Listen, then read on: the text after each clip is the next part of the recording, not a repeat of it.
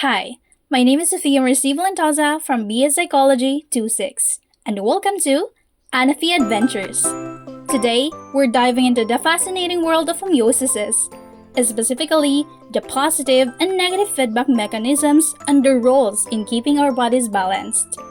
Have you ever wondered how amazing our bodies are? It's like we have a built-in system that keeps everything balanced so we can function properly.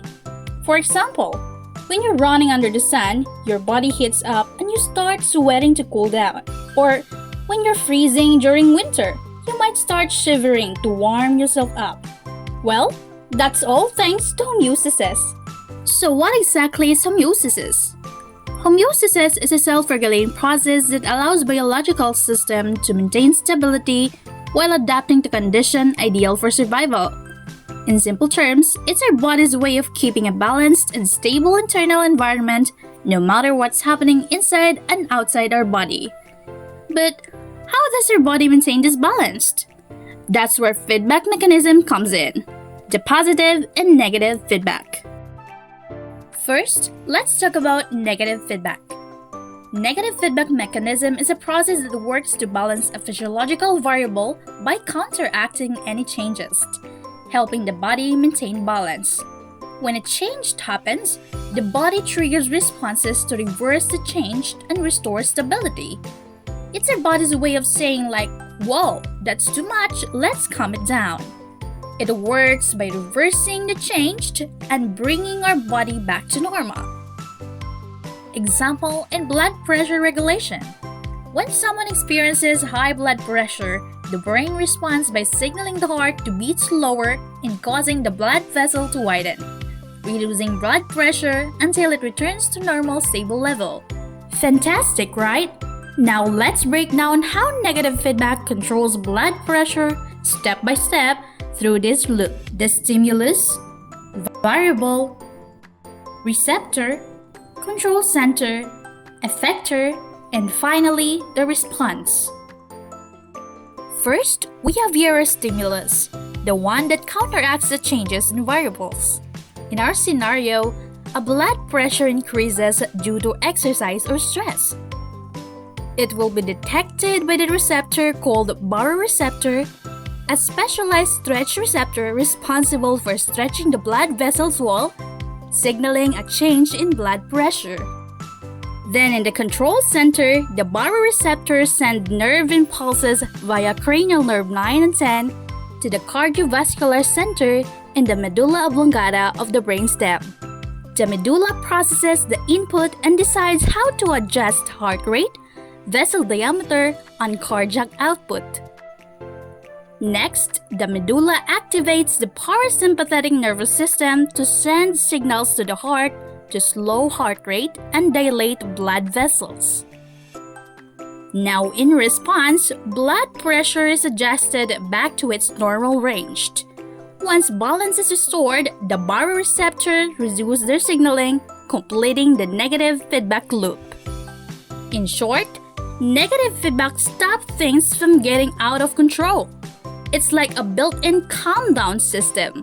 Now, what about the positive feedback mechanism? Positive feedback mechanism is a process that intensifies a change in physiological variable. Instead of reversing it, this mechanism strengthens or increases the change, pushing the system farther away from its original state. In short, it pushes the body farther away from the balanced, but for a good reason.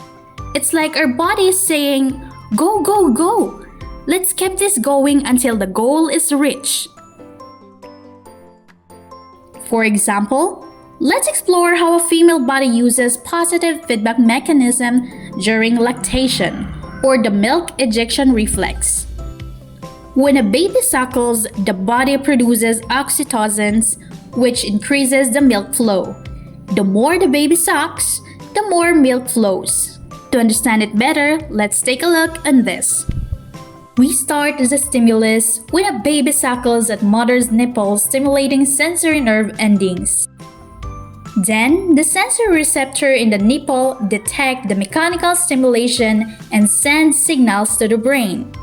In the control center, the hypothalamus processes these signals and tells the posterior pituitary gland to release oxytocin, the love hormone responsible for milk release. Then the oxytocin travels through the bloodstream to the mammary glands, causing the myoepithelial cells around the milk ducts to contract. Now, as a response, milk is ejected from the nipple, reinforcing the baby's suckling and keeping the process going until feeding is complete. The more the baby suckles, the more milk flows, amplifying the response until the goal or the feeding of the baby is reached. In short, positive feedback is all about the speed and power, pushing forward until the mission is complete. Amazing, isn't it? I know you love to learn more, but before this video ends, let's have a quick recap. Homeostasis is a process by which living organisms maintain a stable internal environment. It keeps our body balanced. Positive and feedback mechanisms play a vital role in maintaining homeostasis. They work together hand in hand. Negative feedback restores balance by counteracting changes, while the positive feedback drives processes forward when needed. Without these systems, our bodies would struggle to adapt, making it difficult to stay healthy and stable.